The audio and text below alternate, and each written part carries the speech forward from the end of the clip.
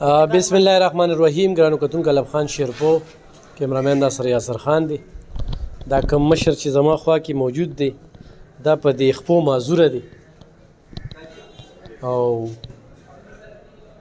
وې لوریانې دي. یو ماشوم یې کلو ته زوی دی، د کلونو راسې دلته کې راځي خو انتخایي چې ضرورتمند شي نو ما ته کال وکړي. اوس هم راته وایي خوړه دې راکړل نو ډېر ښه به وي، خو چې موږ سره سونه هغه هم ورله ورکړل.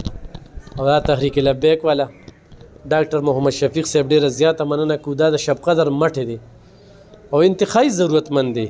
ګوته یې ورله غوړي ورکړل، ورسره چې کم دی نو په دې کې چیني دال وغیره او کپړې چې کم دي، ورسره بوټان یخني ده نوي بوټان چې کم دی هغه ورکړل.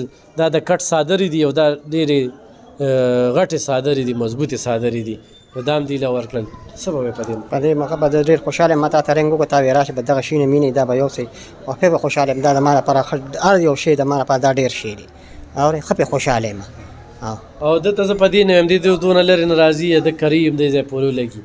خو بهرحال ضرورتمند دی. سوچ وکړئ که نه چې صرف لوریانې وي په کور کې، نورې سم نه وي. یو سړی چې کم دی نو هغه معذوره دی، نو خو داسې څوکي او دله روزګار روانوي نو د سره یې خپل هغه هم رابطه کولی شو. په دې باندې زمونږ اکاونټ نمبر هم دی، موبایل نمبر دی سره. ما نمبر ما نه دی، ما ته نه یاد، ما ته نه یاد تا ته راځي بیا. صحیح ده. نو د سره هم رابطه کولی شي او دا په ډېر څه قبول کا.